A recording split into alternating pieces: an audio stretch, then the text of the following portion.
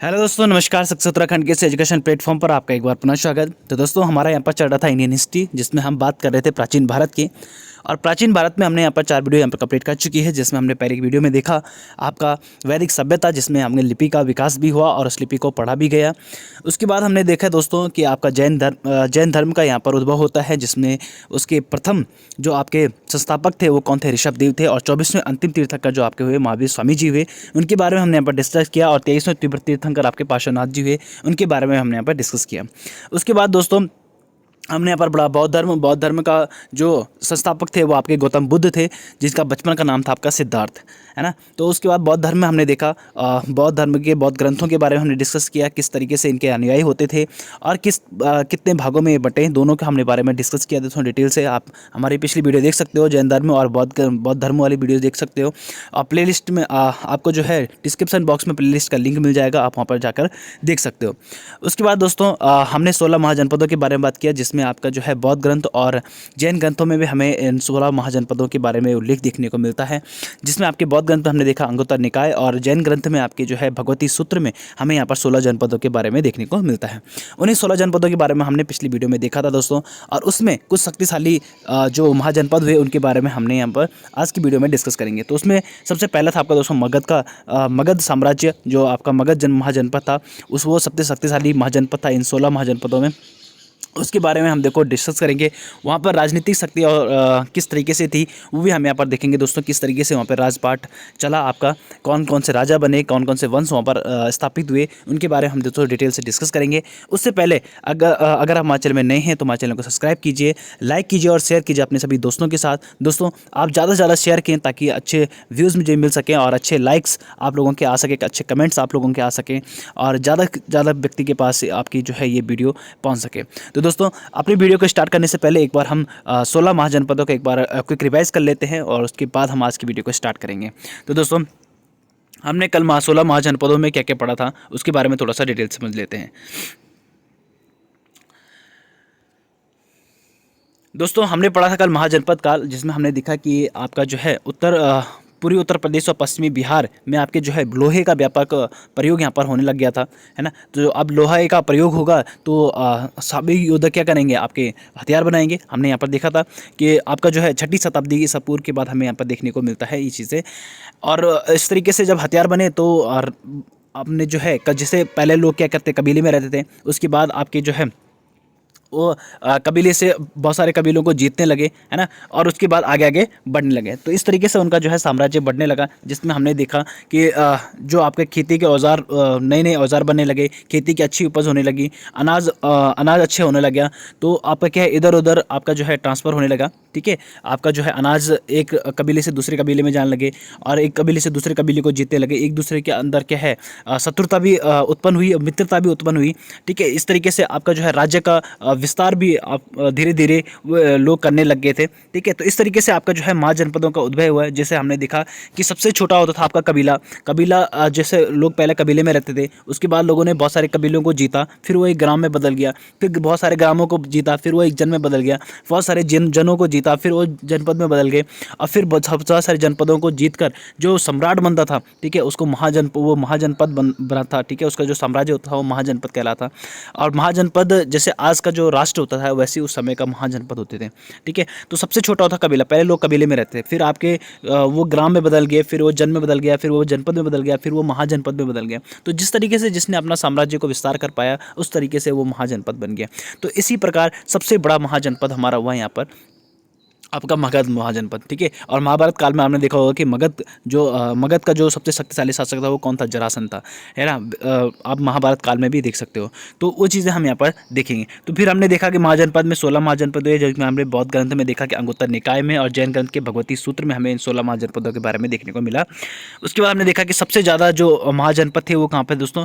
वर्तमान उत्तर प्रदेश जो है यहाँ पर सबसे ज़्यादा महाजनपद थे, 8 महाजनपद। फिर 3 महाजनपद आपके बिहार में थे, एक आपका जो है राजस्थान, मध्य प्रदेश, दक्षिण भारत में आपके एक महाजनपद थे, और भारत के बाहर आपका यानी पाकिस्तान में आपके 2 महाजनपदों के बारे में हमें देखने को मिलता है। तो दोस्तों जिस भी आप एग्ज़ाम की तैयारी कर रहे हो, अगर आप स्टेट लेवल के एग्ज़ाम की तैयारी कर रहे हो तो आपके स्टेट के बारे में आपके पास पूछा जा सकता है कि यहाँ पर कौन कौन से महाजनपद थे। जैसे उत्तर प्रदेश का कोई भी आप पेपर दे रहे हो, है ना, तो वहाँ पर आपको जो है उत्तर प्रदेश में जो 8 महाजनपद है सबसे ज़्यादा इंपॉर्टेंट आपके लिए यही हो जाते हैं। तो दोस्तों हमने देखा कि सबसे शक्तिशाली जो महाजनपद था वो कौन सा था, मगध था, जिसकी राजधानी कहाँ थी, गिरिब्रज और राजगृह। और ये वर्तमान स्थिति हमने देखा कि आपका जो भागलपुर मुंगेर वाली जो जगह है बिहार में, वहाँ पर आपका जो है मगध आपका साम्राज्य हुआ करता था। तो दोस्तों पहले महाजनपद होते थे, अब आज हमारे क्या है, राज्य हैं। तो राज्य के अंदर भी आपके जो है अलग अलग महाजनपद देखने को मिले हमें। तो अंग जो है अंगराज आपके जो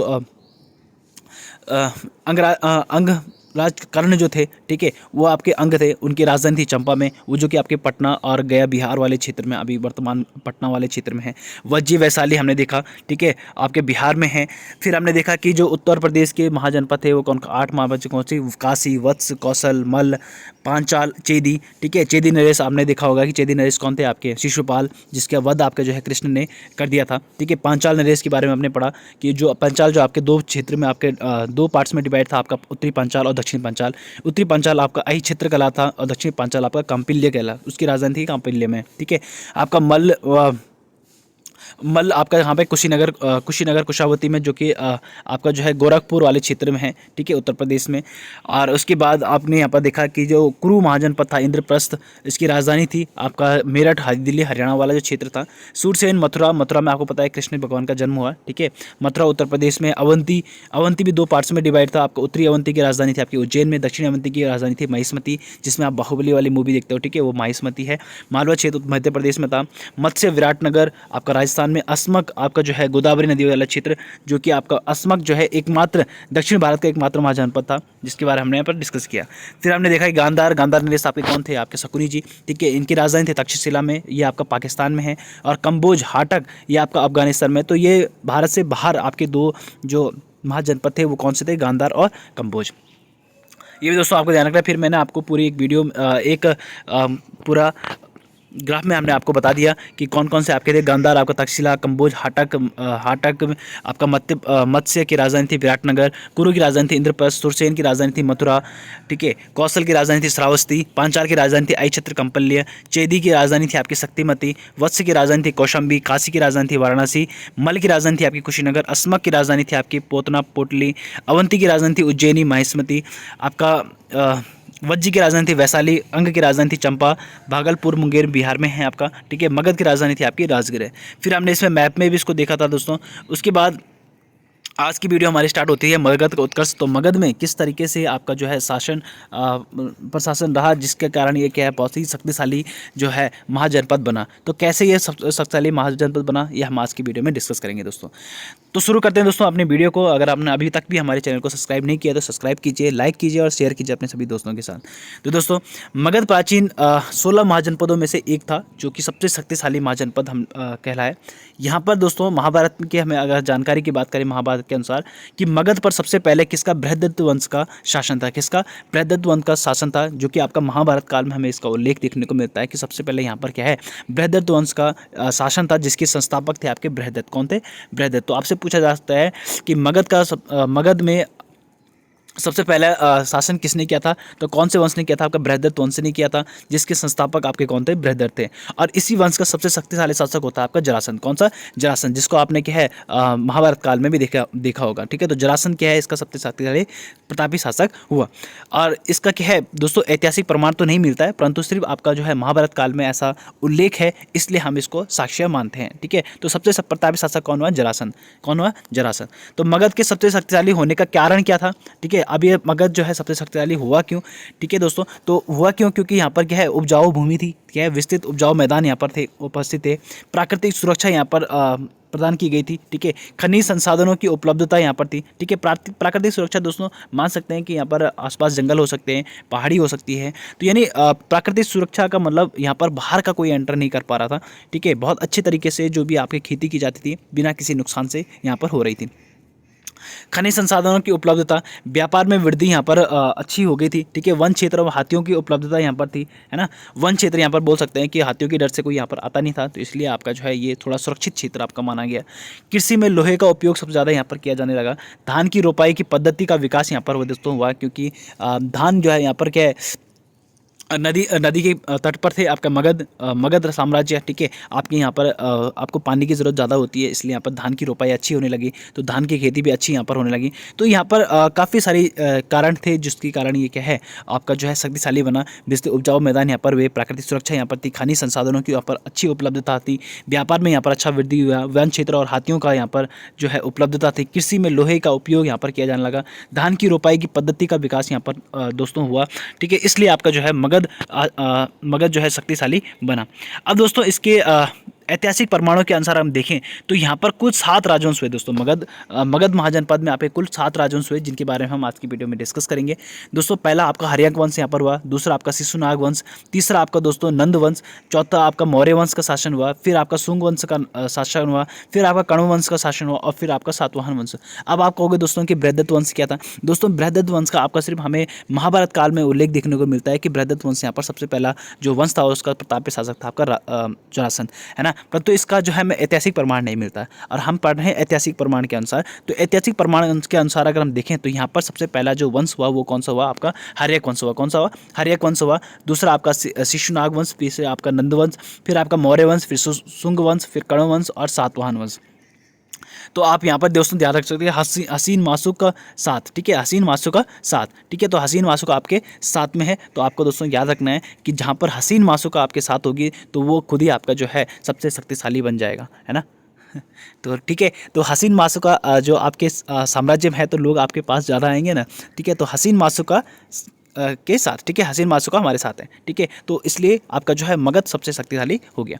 तो दोस्तों हर्यक वंश, शिशुनाग वंश, नंद वंश, मौर्य वंश, शुंग वंश और कण्व वंश और सातवाहन वंश, ये जो हसीन मासुका आपकी ट्रिक है दोस्तों याद करने की, ये का कर्म आपके पास कभी कभी पूछा जा सकता है कि आपका जो है सबसे पहला वंश कौन था। इनको वंश के आधार पर इनको क्या कर दीजिए, कर्म में लगाइए, ठीक है। तो आपको दोस्तों ये ध्यान रखना है। उसके बाद दोस्तों सबसे पहले हम बात करेंगे हर्यक वंश की। तो आज की वीडियो में दोस्तों हम यहाँ पर नंद वंश तक ही पढ़ेंगे, हर्यक वंश, शिशुनाग वंश और नंद वंश। बाकी दोस्तों मौर्य वंश, शुंग वंश, कण्व वंश और सातवाहन वंश हम अगली वीडियो में डिस्कस करेंगे। तो दोस्तों सबसे पहले हम बात करते हैं हर्यक वंश की। तो हर्यक वंश का प्रथम राजा हुआ दोस्तों आपका कौन, बिंबिसार। कौन हुआ, बिंबिसार। तो बिंबिसार आपका जो है हर्यक वंश के संस्थापक माने जाते हैं, और इसकी प्रारंभिक राजधानी कहाँ पर थी दोस्तों, गिरिब्रज में थी। कहाँ पर थी, गिरिब्रज में आपकी बिंबिसार की जो है प्रारंभिक राजधानी थी वो कहाँ पर थी, गिरिब्रज में थी। और उसके बाद इन्होंने अपनी राजधानी कहाँ, राजगृह को अपनी राजधानी बनाई। किसको, राजगृह को। हमने देखा कि आपका जो है मगध की राजधानी कहाँ पर थी, गिरिब्रज राजगृह में थी, ठीक है। तो इसके संस्थापक हुए आपके बिंबिसार, जिसकी प्रारंभिक राजधानी थी गिरिब्रज, और बाद में इसे क्या है राजगृह को अपनी राजधानी बनाए। बिंबिसार के विवाह की बात करें दोस्तों तो ये के माध्यम से इन्होंने दहेज के रूप के लिए लिए गए क्षेत्र को अपने साम्राज्य का विस्तार किया। तो इन्होंने क्या किया दोस्तों, अलग अलग साम्राज्य में क्या विवाह किया, और विवाह के इसमें आपने उन्होंने दहेज लिया जाता है।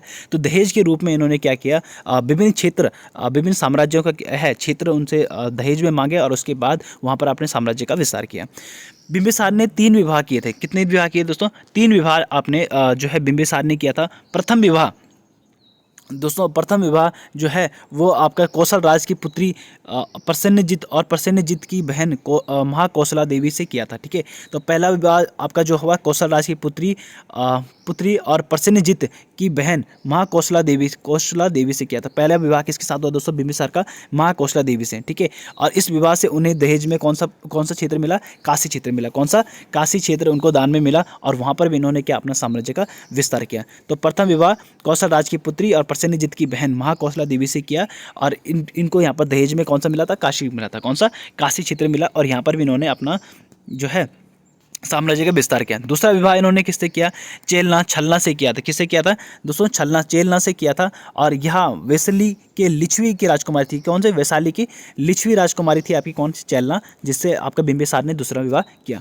और तीसरा विवाह इन्होंने किया था छेमा पंजाब मुद्रकुल की राजकुमारी से किया था। किसे, छेमा से। किससे किया था, छेमा से किया था, जो कि आपके पंजाब के मुद्रकुल की राजकुमारी थी। कौन थी, मुद्रकुल की राजकुमारी थी। तो इस प्रकार इन्होंने विवाह किया, और वहाँ पर इन्होंने क्या अपना साम्राज्य का विस्तार किया, ठीक है। मुद्रकुल पंजाब में भी इनका विस्तार हो गया, और आपका जो है वैशाली में भी इनका जो है साम्राज्य का विस्तार हुआ। ठीक है, इस तरीके से इन्होंने विवाह करके क्या है अपने साम्राज्य का विस्तार किया।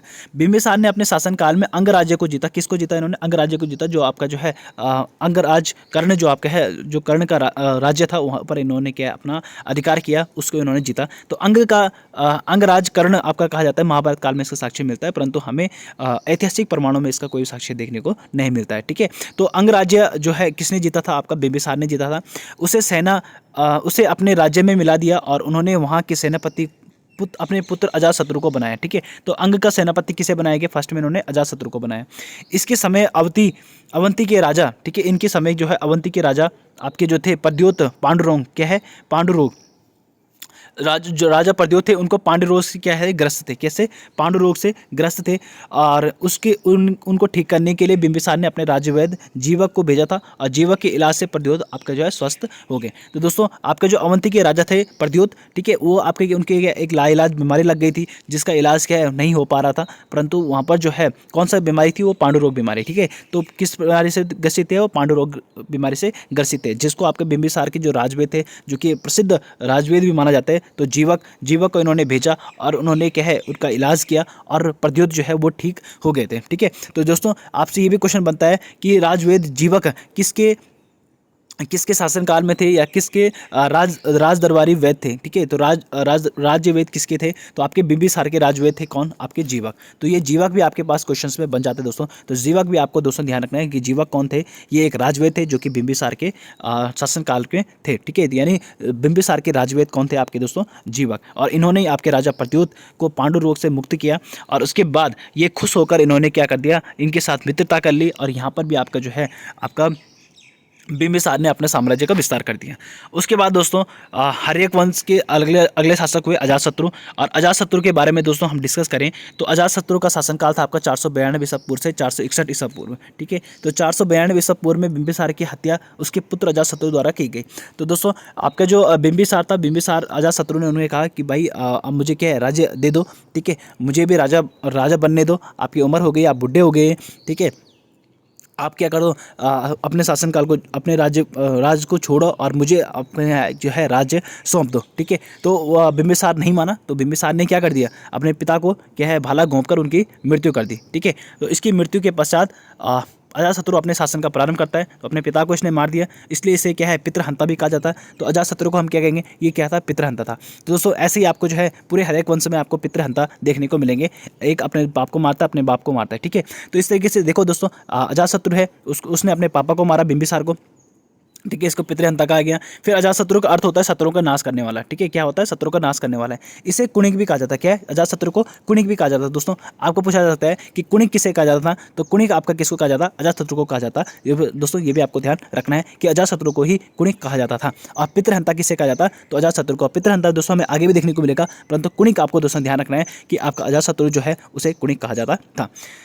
अजातशत्रु के एक शासनकाल में ही आपकी पहली बौद्ध संगीति हुई। दोस्तों बौद्ध धर्म की वीडियो में आपको बताया था मैंने कि आपके कौन कौन सी 4 बौद्ध संगीतियाँ हुई, वो कहाँ पर हुई और समय कौन कौन से राजा थे, ये हमने पिछली वीडियो में डिस्कस किया है। तो अजातशत्रु के काल में ही आपकी जो है पहली बौद्ध संगीति हुई थी। अजातशत्रु ने वैशाली पर आक्रमण करके उसे मगध में मिला दिया और युद्ध में उसने 2 नए हथियार रथ मूसल और मां शिलाकंटक का प्रयोग किया था। तो दोस्तों अजातशत्रु जो है उन्होंने वैशाली पर आक्रमण किया और वैशाली पर आक्रमण करते समय उन्होंने क्या है 2 नए हथियारों का प्रयोग किया था। आपका रथ मूसल और महाशिलाकंटक जो है हथियार का प्रयोग किया था।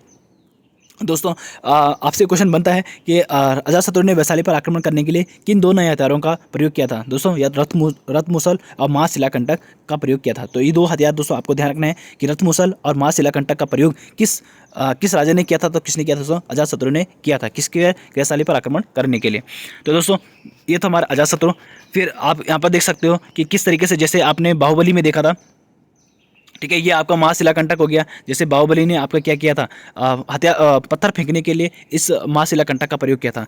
और वैसे ही आपका जो है जो बाहुबली का भाई था, ठीक है, उसने क्या किया दोस्तों, आपका इस तरीके से उसका एक आगे एक चक्र होता था। ठीक है, और यहाँ पर पीछे वो खड़ा रहता था इस पर। ठीक है, तो जैसे आपने बाहुबली में देखा होगा, तो इसको आप क्या कह सकते हैं, हम आपका रथ मूसल कहते हैं। क्या कहते हैं इसको, रथ मूसल कहते हैं। ठीक है, ये आपका रथ मूसल हो गया और ये आपका महाशिलाकंटक हो गया। तो इसका प्रयोग बाहुबली ने किया था और इसका प्रयोग उसके भाई ने किया था। ठीक है, तो दोस्तों इसी प्रकार के हथियार आपने देखे होंगे। तो इसी प्रकार के हथियार सबसे पहले किसने प्रयोग किए थे? आपके अजातशत्रु ने किया था। किसमें? वैशाली पर वैशाली पर आक्रमण जब उन्होंने किया था। उसके बाद अजातशत्रु का पुत्र हुआ दोस्तों उदयन। कौन हुआ? उदयन। तो उदयन 461 ईसा पूर्व में और 445 ईसा पूर्व तक इन्होंने शासन किया। इसने भी अपने पिता की हत्या की और इसलिए इसे भी पितृहंता कहा जाता है। ठीक है, तो जैसे अब पिता ने किया वैसे बेटा भी करेगा, सीखेगा तो अपने माँ बाप से ही ना। ठीक है, तो पिता ने अपने पिता को मारा था तो इसने अपने पिता को मार दिया। तो इसने कहा कि भाई शासनकाल मुझे छोड़ दे, राजपाट मुझे दे दे। इसने नहीं दिया अजातशत्रु ने, तो इसने अपने पिता को मार दिया। ठीक है, तो उदयन को भी क्या है? आपका पितृहंता कहा जाता है। इसने गंगा और सोन नदी के संगम के समीप एक शहर की स्थापना की। ठीक है, तो गंगा और सोन नदी के संगम पर इसने क्या किया? एक शहर की स्थापना की, जैसे आपका क्या है? पाटलिपुत्र कहा जाता है। क्या कहा? पाटलिपुत्र नाम दिया गया। ठीक है, तो पाटलिपुत्र की स्थापना किसने की? आपसे क्वेश्चन बनता है दोस्तों कि पाटलिपुत्र बहुत मोस्ट इंपॉर्टेंट क्वेश्चन है दोस्तों। आपसे क्वेश्चन बनता है कि पाटलिपुत्र की स्थापना किसने की? तो किसने की है दोस्तों? उदयन ने की थी। किसने? उदयन ने की थी। और इसने राजगृह से राजधानी को बदलकर आपके पाटलिपुत्र को अपनी राजधानी बनाया। तो इसने पहले क्या है? आपका वैशाली में राजधानी थी। ठीक है, सबसे पहले आपकी राजधानी उन्होंने राजगृह में बनाई थी। किसने? बिंबिसार ने। उसके बाद आपका जो है उदयन ने पाटलिपुत्र को अपनी राजधानी बनाई थी। ठीक है, तो पाटलिपुत्र को राजधानी किसने बनाया? आपका उदयन ने। और पाटलिपुत्र शहर किसने बसाया था दोस्तों? आपका किसने बसाया था? उदयन ने बसाया था। ये क्वेश्चन पेपर में बनता है दोस्तों। उदयन के बाद उसका पुत्र हुआ नागदशक। ठीक है, नागदशक मगध का शासक बना, परंतु वह अयोग्य शासक था, इसलिए इनकी हत्या उसके सेनापति शिशुनाग ने कर दी और एक नए वंश की स्थापना कर दी। तो दोस्तों इसका जो पुत्र था उदयन ने अपने इतिहास से सीख लिया था कि मेरे पिता ने अपने पिता को मारा और मैंने अपने पिता को मारा, तो कहीं मेरा पिता भी मुझे ना मार दे, इसलिए उसने अपने बेटे को पहले ही बोल दिया भाई मारना मत, मैं तेरे को शासनकाल दे दूंगा। तो इसने अपने जो है पूरा शासन राजपाट अपने पुत्र को दे दिया। किसको? नागदशक को। और नागदशक जो है एक अयोग्य शासक घोषित हुआ, जिसको उसके सेनापति आपका जो है शिशुनाग ने मार दिया। और शिशुनाग ने उसे जब मार दिया तो उसके बाद उन्होंने एक नए वंश की स्थापना की, जिसे आपका नागवंश कहा गया। तो अगला है दोस्तों हमारा, अभी तो हमने हरेक वंश पढ़ा, अब हम दूसरा पढ़ेंगे शिशुनाग वंश। तो शिशुनाग वंश, क्योंकि शिशुनाग ने इसकी स्थापना की थी तो आपका शिशुनाग वंश ये कहलाए। अब शिशुनाग वंश दोस्तों, इस वंश के संस्थापक शिशुनाग हुए। ठीक है, इन्होंने अपनी राजधानी वैशाली बनाई। किसने बनाया? वैशाली को बनाया। तो यहाँ पर पाटलिपुत्र से आपने इसकी राजधानी, अपनी राजधानी का बना दिया इसने, आपके वैशाली बनाए। अब दोस्तों उसने अपने राजा को मारा तो लोग उसको थोड़ी एक्सेप्ट करेंगे। उसके बाद उन्होंने अपनी राजधानी कहाँ बना दी? वैशाली में बना दी। तो शिशुनाग वैशाली में बनाया। फिर शिशुनाग का पुत्र हुआ कालाशोक। कालाशोक ने फिर से इसको क्या है अपना पाटलिपुत्र को अपनी राजधानी बनाए, जहाँ पर आपकी जो है द्वितीय बौद्ध संगीति हुई। तो कालाशोक के टाइम पे ही आपकी जो है द्वितीय बौद्ध संगीति होती है। बौद्ध धर्म के वाली वीडियो में मैंने आपको सभी चीज़ डिस्कस किया दोस्तों, वहाँ पर आप जाकर देख सकते हो। तो दोस्तों कालाशोक के टाइम पे ही आपकी द्वितीय बौद्ध संगीति हुई और कालाशोक ने अपनी राजधानी कहाँ बनाई थी? पाटलिपुत्र में। तो द्वितीय बौद्ध संगीति अभी कहाँ पर हुई? पाटलिपुत्र में हुई। और इस शिशुनाग वंश का अंतिम शासक कौन हुआ? आपका नंदीवर्मन। कौन हुआ? नंदीवर्मन। तो नंदीवर्मन जिसकी हत्या क्या है? माँ पद्मानंद ने कर दी। ठीक है, तो नंदीवर्मन की हत्या किसने की? माँ पद्मानंद ने। और इसके बाद हमारा जो है अगला वंश स्टार्ट होता है नंदवंश। कौन सा? नंदवंश। ठीक है, तो अंतिम शासक कौन हुआ? नंदीवर्मन। तो शिशुनाग वंश की स्थापना हुई क्योंकि इसने आपकी जो है अपने राजा को मार दिया था। उसके बाद अपने नए वंश की स्थापना की, शिशुनाग वंश की। ठीक है, तो शिशुनाग वंश के संस्थापक कौन हुए? शिशुनाग हुए। और इन्होंने अपनी राजधानी कहाँ बनाई? वैशाली बनाई। फिर उसके पुत्र हुआ कालाशोक, उसने फिर से पाटलिपुत्र को अपनी राजधानी बनाई। फिर उसके अंतिम शासक हुए आपके नंदीवर्मन। नंदीवर्मन की हत्या किसने की? महापद्मानंद ने की। और महापद्मानंद की हत्या करने के बाद आपका जो है नंदवंश की यहाँ पर स्थापना हो जाती है। तो नंदवंश के संस्थापक कौन हुए? आपके महापद्मानंद। कौन हुए? महापद्मानंद। और महापद्मानंद तथा पुराणों का उल्लेख में ही नंदवंश का शासक जो है शूद्र था। क्या माना जाता है कि आपका जो नंदवंश के संस्थापक कौन थे? शुद्ध थे। कौन थे? शुद्ध थे। यानी महापद्मानंद को आपका क्या है? शूद्र माना गया है पुराणों में। महापद्मानंद इस वंश का सबसे महान शासक हुआ, जिसके अनेक क्षत्रिय राजाओं को जीतकर अपने राज्य में सम्मिलित किया। तो यानी आपका जो है मगध का सबसे ज़्यादा जो विस्तार किया किसने किया? आपका महापद्मानंद ने किया। महापद्मानंद ने किया। ठीक है, महापद्मानंद इस वंश का सबसे महान शासक था, जिसने अपने अनेक क्षत्रिय राजाओं को इन्होंने जीता और वहाँ पर से क्या राज्य को विस्तार किया। महापद्मानंद को सर्वछत्रांतक उपाधि धारण की। ठीक है, महापद्मानंद ने अपने सर्वछत्रांतक की उपाधि धारण की। क्षत्रियों का नाश करना, सर्वछत्रांतक की मतलब होता है आपका क्षत्रियों का नाश करने वाला। क्या है? क्षत्रियों का नाश करने वाले। तो दोस्तों आपसे क्वेश्चन बनता है कि महाछत्रांतक की उपाधि किसने धारण की थी? तो आपने किसने धारण की थी? महापद्मानंद ने की थी। किसने? महापद्मानंद। आपको दोस्तों ध्यान रखना है कि इन्होंने क्या है बहुत सारे क्षत्रिय राजाओं को जीता था। इसको क्या है? सर्वछत्रांतक कहा जाता है। तो आपको दोस्तों ये क्वेश्चन भूलना नहीं है, आपको एक पॉइंट ध्यान रखना है कि सर्वछत्रांतक किसे कहा जाता है? तो आपका महापद्मानंद को आपका जो है सर्वछत्रांतक कहा जाता है। इसने कलिंग जीतकर आपका एकराट की उपाधि धारण की थी। तो इसने कलिंग को भी जीत लिया था, ठीक है, कलिंग महाजनपद को भी इन्होंने क्या करते हैं, जीत लिया था। और कलिंग को जीतने के बाद इनको क्या एकराट की उपाधि इन्होंने धारण की थी। तो दोस्तों आपको ध्यान रखना है कि एकराट की उपाधि भी किसने धारण की थी, तो आपके महापद्मानंद ने आपको एकराट की उपाधि धारण की थी। सर्वछत्रांतक की उपाधि भी इन्होंने धारण की थी। तो दोस्तों ये भी आपको ध्यान रखना है। उम्मीद दोस्तों आपको हमारी वीडियो पसंद आ रही हो, तो हमारी वीडियो को लाइक कीजिए, शेयर कीजिए अपने सभी दोस्तों के साथ।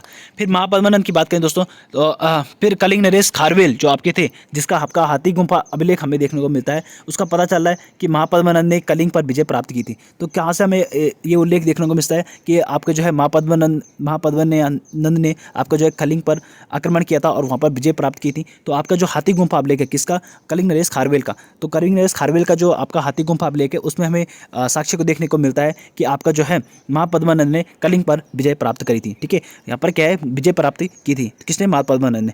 उसके बाद इसने कलिंग में सिंचाई हेतु एक नहर का निर्माण भी करवाया। तो महापद्मानंद ने अपने कलिंग को जीता। तो भाई कलिंग को जीतेगा तो अपना साम्राज्य होगा, तो अपने साम्राज्य में कुछ ना कुछ तो विकास करेगा ना। तो ठीक है, उसने भी आपका महापद्मानंद ने यहाँ पर क्या है, विकास किया। तो इन्होंने क्या किया, यहाँ पर सिंचाई हेतु क्या है, नहर का निर्माण किया। फिर महापद्मानंद के कुल कितने पुत्र हुए, 8 पुत्र हुए। महापद्मानंद के 8 पुत्र हुए, जिसमें धनानंद भी उसका पुत्र था, और धनानंद नंद वंश का अंतिम शासक होता है। ठीक है, तो महापद्मानंद के कुल 8 पुत्र हुए, जिसमें धनानंद भी था। ठीक है, तो धनानंद भी उसका एक पुत्र था, और धनानंद ही आपका जो है नंद वंश का अंतिम शासक यहाँ पर होता है। ठीक है, नंद वंश का अंतिम शासक होता है धनानंद। अब धनानंद के बारे में दोस्तों हम डिस्कस करते हैं। धनानंद नंद वंश का अंतिम शासक, अंतिम संस्थापक धनानंद था। ठीक है, नंद वंश का अंतिम संस्थापक कौन हुआ, आपका धनानंद हुआ। ठीक है, तो आप कह सकते हो कि अंतिम शासक, आप यहाँ पर दोस्तों ध्यान रख सकते हो कि शासक। ठीक है, तो नंद वंश का अंतिम शासक कौन हुआ, धनानंद। कौन हुआ, धनानंद। यह बहुत ही क्रूर शासक था। क्या था, बहुत ही क्रूर शासक था। यह शासक सिकंदर के समकालीन था। क्या था दोस्तों, सिकंदर के समकालीन था। जब सिकंदर भारत में आया था, उस समय आपका जो है धनानंद ही आपका जो है मगध का शासक था। ठीक है, कौन सा, धनानंद। और यहाँ पर नंद वंश यहाँ पर चल रहा था। तो सिकंदर के समकालीन कौन था आपका दोस्तों, धनानंद। कौन था, धनानंद। आपसे ये भी क्वेश्चन में बन जाता है दोस्तों, तो आपको दोस्तों ये भी ध्यान रखना है। और इसी समय आपका 326 ईसा पूर्व में मैसिडोनिया के शासक सिकंदर ने आपका पश्चिमोत्तर भारत पर आक्रमण किया था। तो दोस्तों आपसे क्वेश्चन बनता है कि सिकंदर ने किसके शासनकाल में आपका मैसिडोनिया पर जो है आक्रमण किया था। ठीक है, तो मैसिडोनिया के शासक आपका जो है भारत पर आक्रमण किसने किया था, तो आपका सिकंदर ने किया था। और सिकंदर कहाँ से आए थे दोस्तों, मैसिडोनिया से आए थे। कहाँ से, मैसिडोनिया से आए थे 326 ईसा पूर्व में। और उस समय इन्होंने सबसे पहले आपका पश्चिमोत्तर भारत पर आक्रमण किया था। तो उस समय यहाँ पर शासक कौन था दोस्तों, धनानंद था। कौन सा, धनानंद। तो आपसे कोई क्वेश्चन बनता है दोस्तों कि भारत में आपका मगध में जो है जब सिकंदर ने पश्चिमोत्तर भारत पर आक्रमण किया, उस समय शासक कौन था, तो कौन था, धनानंद। कौन था, धनानंद। तो आपको दोस्तों ध्यान रखना है, धनानंद के टाइम पर ही आपका जो है सिकंदर ने यहाँ पर आक्रमण किया था। इसने अपने दरबार से चाणक्य का अपमान करके निकाल दिया, जिस कारण चाणक्य ने अपने प्रिय शिष्य चंद्रगुप्त मौर्य के सहयोग से धनानंद पर आक्रमण करके उसे पराजित किया, और उसके बाद मौर्य वंश की स्थापना की। तो दोस्तों जो है इसके दरबार में, धनानंद के दरबार में कौन थे, चाणक्य रहते थे। और चाणक्य के इन्होंने क्या कर दिया, एक बार अपमान कर दिया। किसने, धनानंद। धनानंद ने कहा कि तू क्या चीज़ है। ठीक है, तो उसने कहा अच्छा मैं क्या चीज़ हूँ, मैं आपको तेरे को बताता हूँ। ठीक है, तो उसने क्या किया, अपने एक शिष्य को यानी चंद्रगुप्त मौर्य को उसके शिक्षा दी, और उसके सहयोग से इन्होंने क्या किया, धनानंद पर आक्रमण करवाया और धनानंद को पराजित किया। पराजित करने के बाद यहाँ पर चंद्रगुप्त मौर्य जो है आपके यहाँ पर नए शासक बनते हैं, कहाँ पर, मगध में, और यहाँ पर मौर्य वंश की स्थापना करते हैं। तो दोस्तों उम्मीद है आपको हमारी वीडियो पसंद आ रही हो, और आगे हम दोस्तों मौर्य वंश के बारे में हम अगली वीडियो में डिस्कस करेंगे। आज के लिए इतना ही, और आज के जो है PYQs हम यहाँ पर देख लेते हैं दोस्तों, जिनको आपने घर से सॉल्व करके लाना है। ठीक है, कल की वीडियो में हम इसके आंसर्स मैं आपको बताऊंगा, तो आप इनको ध्यान से देखिए, आपके कैसे आपके जो है क्वेश्चन यहाँ पर देखने को मिलते हैं। ठीक है, तो ये दोस्तों आपको ध्यान रखना है। तो ये तो हमारे इंपॉर्टेंट क्वेश्चन है दोस्तों, इनको आप सॉल्व करके लाइए, फिर कल के वीडियो में आपको इनकी आंसर्स और अगली वीडियो हम यहाँ पर डिस्कस करेंगे। आप इनको होल्ड करके इनको सॉल्व कर सकते हो दोस्तों। ठीक है, फिर आप नई वीडियो की तरफ यहाँ पर बढ़ेंगे। तो मिलेंगे दोस्तों आपको नई वीडियो के साथ, तब तक के लिए धन्यवाद।